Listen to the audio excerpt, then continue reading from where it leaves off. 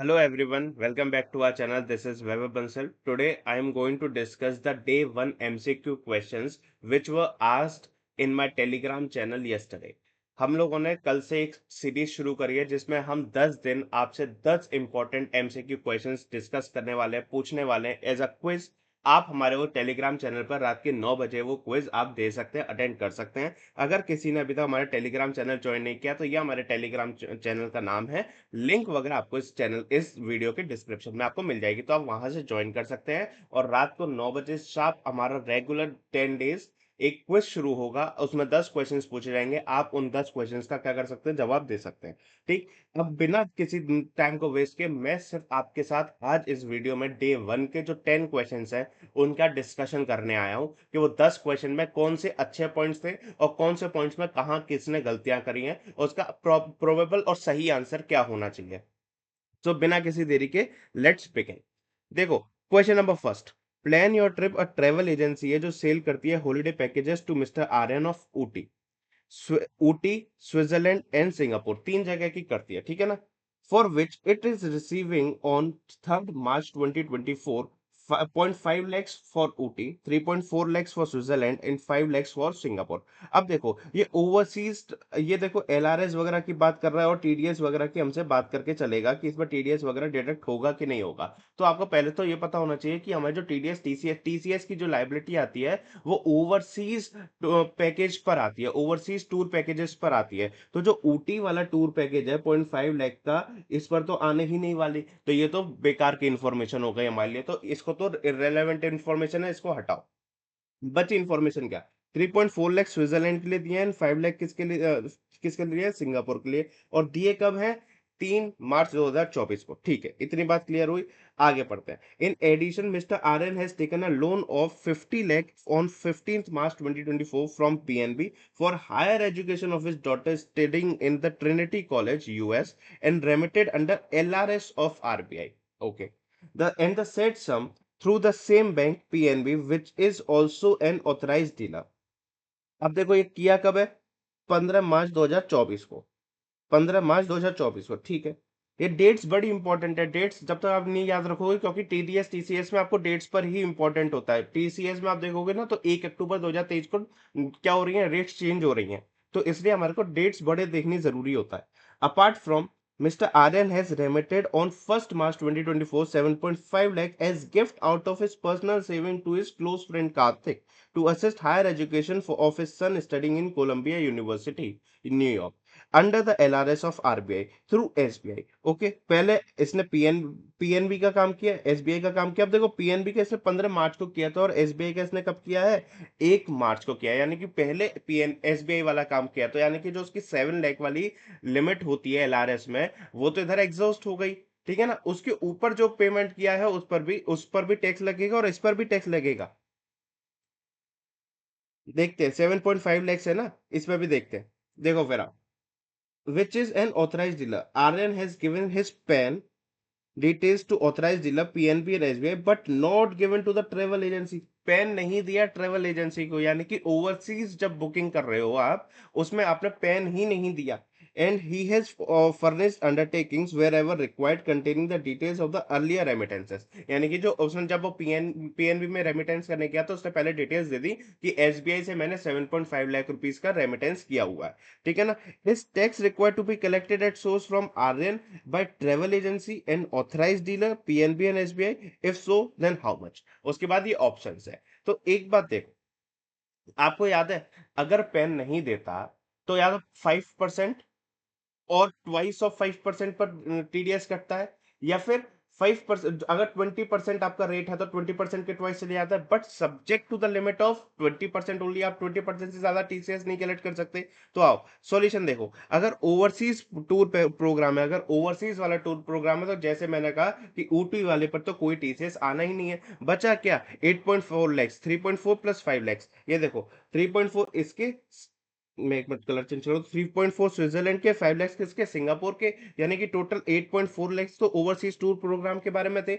इसमें देखो 7 लाख रुपए तक क्या होता है, 7 लाख रुपए तक सिर्फ 5% का टैक्स लगता है। इसमें ऐसा नहीं है कि आपका 7 लाख तक एग्जम्प्ट है, ओवरसीज टूर प्रोग्राम में 7 लाख तक एग्जम्प्ट नहीं होता, 7 लाख तक आपको 5% का टैक्स देना पड़ता है। और ये देखो, ये दोनों ही चीज, ये देखो ट्रांजेक्शन हुआ कब, ट्रांजेक्शन हुआ 3 मार्च 2024 को, यानी कि 1 अक्टूबर के बाद हुआ। 1 अक्टूबर के अगर बाद हुआ, 2023 के बाद हुआ, तो यानी कि न्यू रेट्स एप्लीकेबल है। न्यू रेट्स क्या है, अगर अप टू 7 लाख है तो 5% लगेगा, और 7 लाख से ऊपर जितना जाएगा उस पर 20% लगेगा। बट इसमें पेन नहीं दिया तो उसका ट्वाइस भी देखना पड़ेगा, यानी कि 5% और ट्वाइस ऑफ 5%, यानी कि 10% आता है। ठीक है, तो 10%, इधर तो 10% का टैक्स लग गया, यहां क्या कह रहा है 5% और ट्वाइस ऑफ 20%। अब कह रहा है twice of 20%, whichever is higher, तो 20% का ट्वाइस क्या है, 20%, है ना। इसमें मतलब 40% हो जाएगा, but subject to the maximum of 20%। 20% से ज्यादा आपका टीसीएस नहीं कलेक्ट हो सकता। ये आपकी अमेंडमेंट 1/7/2023 से एप्लीकेबल है। 1 जुलाई 2023 से ऊपर आपका क्या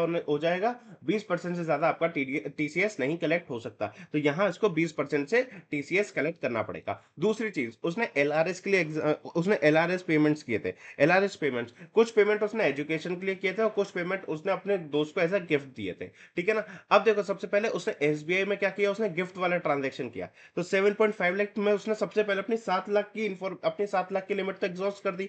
7 लाख की लिमिट हटाओ, बचा क्या, सिर्फ 0.5 लाख। और ये अदर देन एजुकेशन पर्पस था, जैसे लोन, अपार्ट फ्रॉम लोन था। तो यानी कि इस पर टीसीएस तो सीधा 20% आने वाला है। पर दूसरा पीएनबी से जो किया, उसने अपनी बेटी के लिए किया था ट्रिनिटी यूनिवर्सिटी में, तो उसे 50 लाख पर, जो उसने एजुकेशनल पर्पस के लिए किया, तो उस पर टीसीएस 0.5% का आया पीएनबी वाला। I hope it is very much clear. तो option number D is the correct, कि ट्रेवल एजेंसी पर 10% 7 लाख पे आएगा, 20% 1.4 लाख पर आएगा, और एसबीआई पर 20% आएगा, एंड ऑन 0.5 लाख। और द अमाउंट जो होगा एक्सेस ऑफ 7 लाख होगा, और जो टीसीएस जो पीएनबी से आएगा वो 0.5 लाख पर 0.5% होगा 50 लाख का। आई होप ये बिल्कुल आपको क्लियर है। फर्स्ट क्वेश्चन आई होप सबसे ज्यादा आपको क्लियर हो। ठीक, आ जाओ क्वेश्चन नंबर 2। इसमें सबसे ज्यादा बच्चों ने गलतियां करी हैं। देखो, बहुत इजी क्वेश्चन है, बस एक पॉइंट पर आप लोगों ने मिस किया होगा। मिस्टर रवि प्रकाश एक रेसिडेंट इंडियन है और 79 ईयर्स के हैं। अगर कोई रेसिडेंट इंडियन है और 75 ईयर्स से अबव है, तो आपको एक चीज याद आनी चाहिए, अगर वो पेंशन से इनकम कमाता है और उस पर इंटरेस्ट वगैरह आती है, तो उसको 194 पी की एग्जम्पशन मिल सकती है, जिसमें उसको रिटर्न ऑफ इनकम भरने की जरूरत नहीं है। ठीक, gets pension of ₹58,000 per month from Rajasthan state government. ठीक है, बहुत सही है। The same is credited to his saving account in SBI Kota branch. In addition, he gets interest at the rate 8% per annum on the fixed deposit of ₹28 with the said bank. उसी bank से उसने fix deposit करवा रखा है 28 लाख रुपए का, उसको 8% per annum की क्या मिलती है, वो मिलती है interest. On 1 January 2024 he deposited 3 lakh S 5 year term deposit. शब्द यही है जहां सबसे ज्यादा लोगों ने गलती करी होगी। ही deposited 3 lakh S 5 year term deposit. अगर याद करो, अब 80C सेक्शन, अगर आप 5 साल या उससे ज्यादा का टर्म डिपॉजिट कर देते हो, तो 80C की 1.5 लाख की लिमिट आपको एग्जम्पशन मिल जाती है, डिडक्शन मिल जाती है आपको वो 1.5 लाख की। तो यहां पर वो यूज करनी थी, 5 ईयर्स का जो टर्म डिपॉजिट का समय है वो यहां यूज करना था। ठीक है ना, आ जाओ।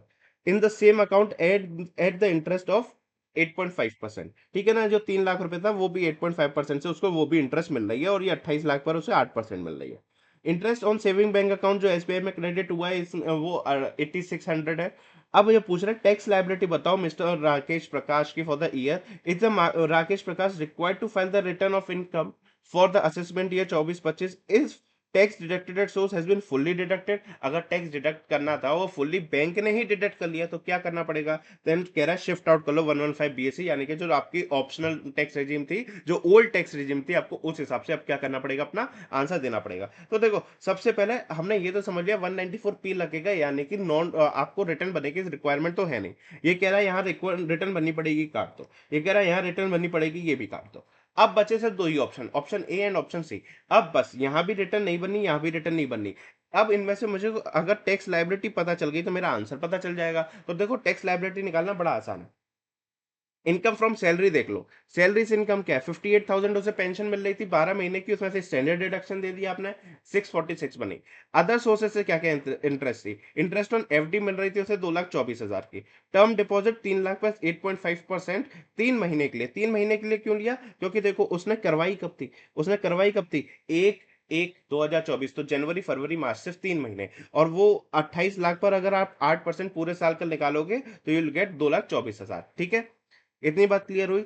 उसके आ जाओ इंटरेस्ट ऑन सेविंग बैंक, उसको 8600 का इंटरेस्ट भी मिल रहा था, 8600 का इंटरेस्ट भी ले लिया, इससे आया है ग्रॉस टोटल इनकम। अब ये सीनियर सिटीजन है, एफडी वगैरह टर्म डिपॉजिट से किया हुआ, एफडी वगैरह से इंटरेस्ट आ रही है, तो उसको 80 टीटीपी तो मिलने वाला है ना 50,000 तक का, तो 80 टीटीपी दे दो 50,000। अब जैसे मैंने ऊपर समझा क्या है, 80 सी, यहां आपने सबसे बड़ी गलती करी है। 80 सी 5 ईयर और मोर 5 ईयर्स और मोर का अगर टर्म डिपॉजिट होता है तो 1.5 लाख रुपए की क्या मिल जाती है आपको, डिडक्शन भी मिलती है, तो वो भी ले लेना। तो आपकी टोटल इनकम आएगी आपकी 684,975, और सीनियर सिटीजन है 684,975 पर अगर आप टैक्स निकालोगे इस तरीके से एचईसी वगैरह ऐड करके, तो आपका टैक्स आ जाएगा 48,880। तो 48,880 इसमें ऑप्शन है, ऑप्शन नंबर ए, इसलिए आंसर ऑप्शन नंबर ए होगा। I hope it is very much clear. Now coming on to the question number 3, जहां पे आपको थोड़ा सा फास्ट लग रहा हो प्लीज पॉज करके या फिर रिपीट करके एक बार देख लेना, मैं ज्यादा समय आपका लेना नहीं चाहता हूं क्योंकि ये एग्जाम बहुत ज्यादा करीब है।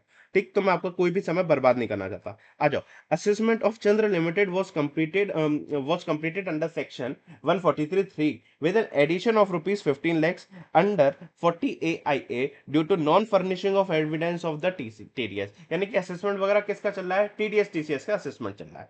ठीक है ना, to the return income the assessee company preferred appeal before the CIT appeals which is pending now।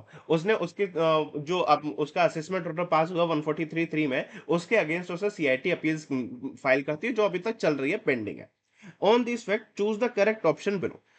अब इसके बेस पर हमारे को कुछ करेक्ट ऑप्शन चूज करना है। ये 4 ऑप्शन दिए गए, इनमें से कौन सा सही है, पहला दूसरा तीसरा चौथा, कौन सा सही है।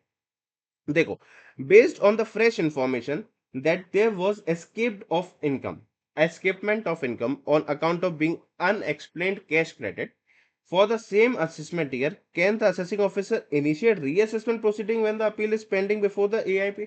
अरे भाई, उसको असेसमेंट प्रोसीडिंग के थ्रू उसे कुछ एक नई चीज पता चल गई, तो क्या वो उस नई चीज के लिए रीअसेसमेंट प्रोसीडिंग शुरू कर सकता है? हाँ कर सकता है, इसमें तो कोई प्रॉब्लम ही नहीं है। ये थोड़ी ना रोकता है आपका TDS TCS के असेसमेंट में, ये आप कर सकते हो। CIT अपील्स नहीं रोकता ना, TDS TCS का असेसमेंट रोकता। तो यानी कि आपको कोई नया मैटर पता चला जो आपको असेसमेंट ऑफ चंद्र जब आप कर रहे थे तब नहीं पता चला था, अब आपको नया पता चला, तो क्या आप रीअसेसमेंट प्रोसीडिंग्स कर सकते हो? सेक्शन नंबर 147 148 में क्लियर लिखा हुआ है, कर सकते हो, तो आप कर सकते हो, यानी कि आप यहां तो कर सकते हो। पहला आंसर तो यस हो गया, ठीक है ना, पहला आंसर तो हमारा यस हो गया। दूसरा आंसर देखो, can the assessing officer pass an order under 154 for rectification of mistake in respect of issue not being subject to the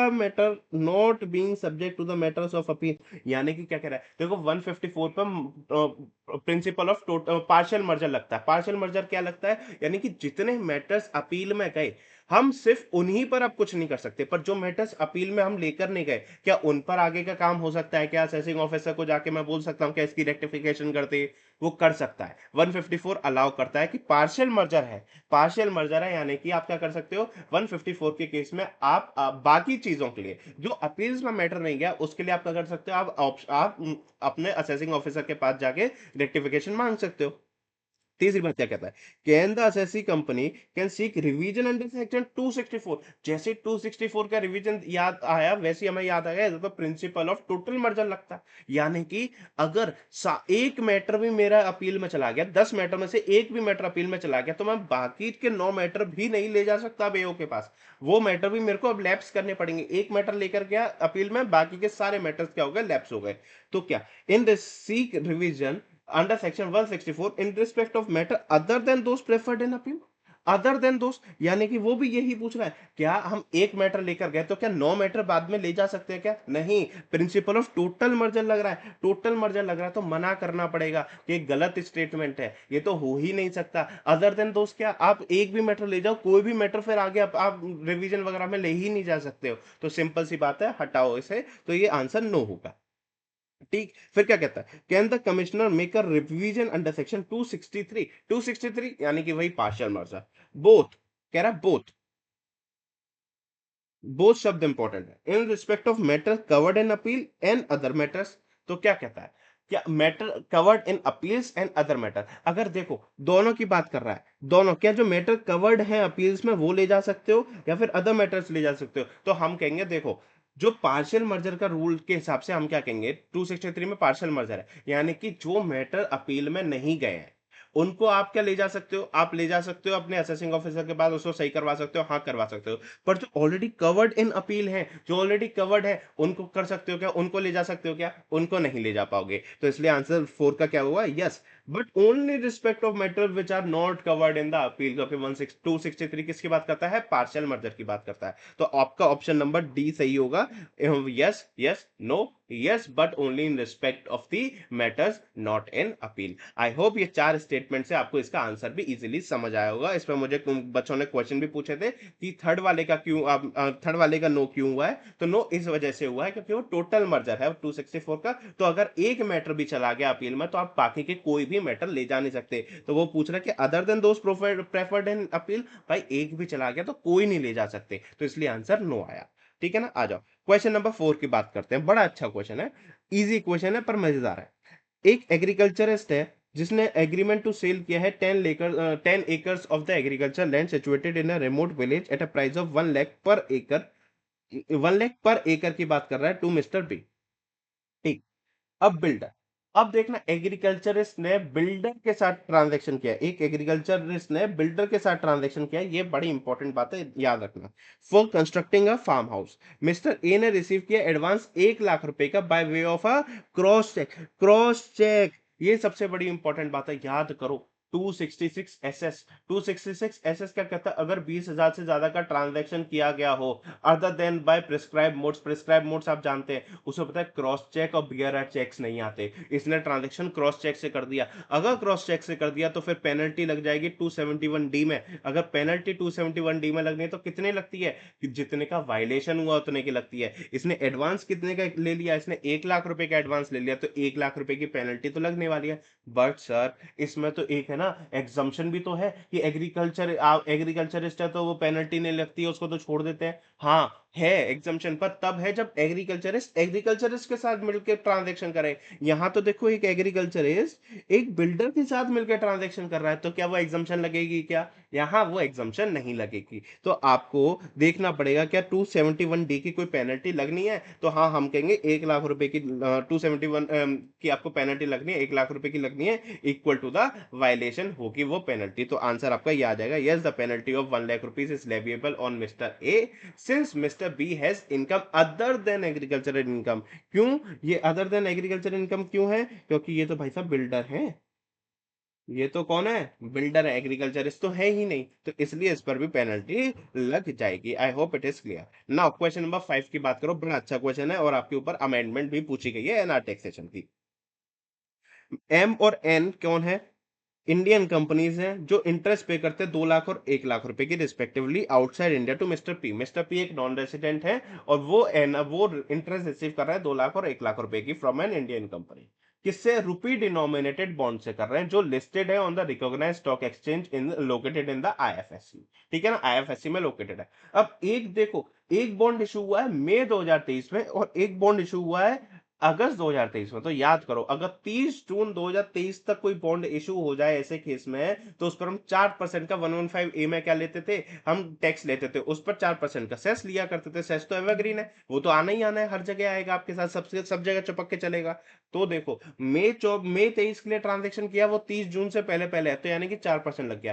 पर देखो फाइनेंस एक्ट 2023 की एक अमेंडमेंट है ना कि अगर आप एक ऑन और आफ्टर फर्स्ट जुलाई 2023 के बाद अगर आप कोई ट्रांजेक्शन करते हो तो उस पर अगर आपको कोई इंटरेस्ट मिलता है, आप ऐसे कोई रुपए डिनोमिनेटेड बॉन्ड वगैरह अगर आप खरीदते हो 1 जुलाई 2023 के बाद, उस पर जो आपको इंटरेस्ट वगैरह मिलता है तो वो 9% की रेट से टैक्सेबल है। ये फाइनेंशियल 2023 का अमेंडमेंट है कि नहीं है, तो वही इसमें पूछा गया है। तो आपको आंसर बस यही देना है कि 1/7/2023 के बाद जो हुआ यानी कि अगस्त 2023 का जो हुआ उसमें 9% प्लस 4% लग जाएगा, तो यानी कि 9.36% का आपको उस पर टैक्स देना पड़ेगा और टीसीएस भी इतने ही अमाउंट का 194 एलसी में कट जाएगा। और सेम अगर देखो ये मई 2023 का है, तो यानी कि अप टू ये है 30 जून 2023, तो 115 में 4% प्लस 4% यानी 4.16% से टीसीएस कटेगा और टीडीएस होगा, और आपको 194 एलसी में आपका टीसीएस डिडक्ट हो जाएगा, आपका टैक्स 4.16 बनेगा। यही क्वेश्चन था, इसका यही आंसर देना था, टैक्स कैलकुलेट नहीं करना था, सिर्फ रेट बतानी थी।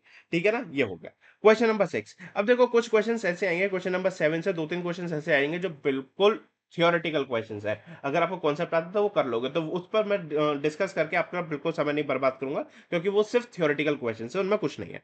ठीक है, अब देखो पहले question number 6। Mister Ranveer a non resident है, इनकम कमाते 6,20,000 रुपए की during the previous year 23-24 on bonds issued by tilt limited an Indian company under the scheme notified by the central government. अगर कोई बॉन्ड से इनकम कमा रहा है कोई नॉन रेसिडेंट, तो पता है ये सारी इनकम, इसको देखो हमने पढ़ा था जब हमने 115 एसी वगैरह पढ़े थे, और हमने कहा था बॉन्ड्स वगैरह सारे उसमें आ जाते हैं 115 एसी वगैरह में। तो उस पर क्या टैक्स रेट थी, 10% की टैक्स रेट थी प्लस 4% थी, तो 10.4% से टैक्सेबल हो जाएगा ये 6,20,000 रुपए। बस आपको वही करना है। और ये purchase in the foreign currency भी है, तो ये 115 एसी की सारी कंडीशन फुलफिल करते हैं, तो 10% का रेट दिया हुआ है, उस पर 4% लगाओगे तो टैक्सेबल 10.4% पे हो जाएगा। देखो अब क्वेश्चन नंबर 7 मैंने कही है, मिनिमम टैक्स रेट क्या है प्रिस्क्राइब किया है पिलर 2 में, ये आपको डायरेक्ट थ्योरी क्वेश्चन है, आपको आना चाहिए। What are the forms of hybrid mismatch arrangement, BPS का क्वेश्चन है, आपको आना चाहिए। ये थ्योरी है, इसमें मैं कुछ नहीं कर सकता। ये आपका इंटरप्रिटेशन और वो है, आपको सब्जेक्टिव और सब्जेक्टिव इंटरप्रिटेशन वगैरह करनी है, आपको टेक्स्ट ट्रीटीज का इंटरप्रिटेशन वगैरह जो आप चैप्टर पढ़ते हो ये उसमें आता है, तो इनकी बात मैं नहीं करना चाहता। अब मैं आता हूँ सीधा क्वेश्चन नंबर 10। वो डायरेक्ट थ्योरी क्वेश्चन थे, वो आप तो अगर थ्योरी आपको आती है तो आप कर पाओगे, नहीं आती तो नहीं कर पाओगे। Gamma Limited has distributed on 30th June 2024 dividend दिया उसने एक 130 लाख का to it share holder. During the financial year 23-24 Gamma limited ने रिसीव भी किया है डिविडेंड 108 लाख का। अगर देखो डिविडेंड 108 लाख का रिसीव किया है, तो देखो 194 में रिसीव्ड शब्द है, देखना रिसीव्ड शब्द है, तो 194 194 में उसका टीडीएस भी कटा होगा 10% से, यानी कि जो 108 मिला वो 90% है हमारा। नेट ऑफ टीडीएस है, देखो नेट ऑफ टीडीएस है, तो 194 क्या है, उधर 108 क्या है, 90% है, तो इसको 100% बनाओ पहले, देखो कितना आता है। तो अगर जब इसको करोगे 108 डिवाइड बाय 90 मल्टीप्लाई बाय 100 करोगे, तो क्या होगा आपको पता चलेगा कि आपने तो भाई 100, आपका तो ग्रॉस अमाउंट आपका 120 लाख रुपए था, 120 लाख का 10% करोगे 12 लाख, वो हटाओगे तो 108 लाख आपको हाथ में आया होगा। ठीक है ना, फ्रॉम डोमेस्टिक कंपनी। और उसको 30 लाख रुपए ग्रॉस भी मिला फ्रॉम द फॉरेन कंपनी, तो उसको टोटल डिविडेंड मिला कितना, उसको टोटल डिविडेंड मिला 120 लाख प्लस 30 लाख, यानी कि टोटल 150 लाख से क्या मिला उसको डिविडेंड मिला। अब देखो जितना डिविडेंड मिला वो उतना अगर डिस्ट्रीब्यूट करते कब तक, फर्स्ट आपको मतलब 1 month prior to the due date of filing of return, अगर due date of filing of return से 1 महीने पहले पहले तक वो क्या कर दे, अगर डिस्ट्रीब्यूट कर दे तो उस पर 80 एम की डिडक्शन मिल जाती है, आपको याद होगा। तो देखो अब इसने डिस्ट्रीब्यूट कितना किया, डिस्ट्रीब्यूट इसने किया 130 लाख, मिला कितना इसको 150 लाख, यानी कि क्या 130 लाख पूरे की डिडक्शन दे सकते हैं हम 80 एम में, हाँ दे सकते हैं। अगर इसने डिस्ट्रीब्यूट 160 किया होता तो क्या मैं इसको पूरे की डिडक्शन देता, नहीं देता, मैं सिर्फ इसको 150 तक की डिडक्शन देता, क्योंकि जितना रिसीव हुआ है उतना ही हम आगे डिस्ट्रीब्यूट कर सकते हैं, उसी लेवल पर हमारे को 80 एम की डिडक्शन मिलती है। तो सिंपल इतनी बात ही पूछी है कि what is the deduction if any available to Gamma Limited in respect of the dividend। तो 80 एम की डिडक्शन है, आपको देखो 150 है, तो डिडक्शन अवेलेबल सिर्फ 130 लाख की होगी, क्योंकि आपने उतना ही डिस्ट्रीब्यूट किया है। ड्यू डेट ऑफ आरओआई से 1 महीने पहले पहले तक आपने इसको आपने डिस्ट्रीब्यूट कर दिया, तो आपको मिल जाएगी। आई hope it is very much clear, this is all. हमने आज डे 1 के हमने सारे क्वेश्चन को डिस्कस कर लिया है, डे 2 के क्वेश्चन हम कल डिस्कस करेंगे। ऐसे हम 10 दिन हमारे 10 वीडियो आती रहेंगी, इसी के साथ आपके अच्छे से 100 क्वेश्चंस को 100 अच्छे अच्छे एमसीक्यूज तो आपके साथ मैं सारे डिस्कस कर लूंगा, जिसमें कुछ सोचने वाला होगा, कोई बेसिक बेसिक एमसीक्यू मैंने थोड़े बहुत दिए हैं, थोड़े बहुत नहीं भी होंगे, कहीं कहीं आपको बहुत ज्यादा दिमाग भी लगाना पड़ेगा। So I hope this is very much clear. अगर आपको हमारे एफर्ट्स अच्छे लग रहे हो, अगर आपको हमारी वीडियो अच्छी लगी हो, please like share and subscribe our channel. और टेलीग्राम चैनल की लिंक वगैरह डिस्क्रिप्शन में, व्हाट्सएप चैनल की लिंक डिस्क्रिप्शन में, आप दोनों उसको ज्वाइन करके रख सकते हो for daily quizzes. I hope it is very much clear to you all. मिलते हैं कल डे 2 के क्वेश्चंस को डिस्कस करते हुए, and all the best for your preparations. I hope इस बार डीटी में 80 प्लस आएंगे, जिसको 80 प्लस लाने हैं वो नीचे लिख कर जाना कि 80 प्लस लाने हैं। और अगर अभी तक आपने देख लिया और वीडियो लाइक नहीं किया तो लाइक जरूर करके जाना। I hope it is very much clear. मिलते हैं कल। Take care and all the best for your preparations.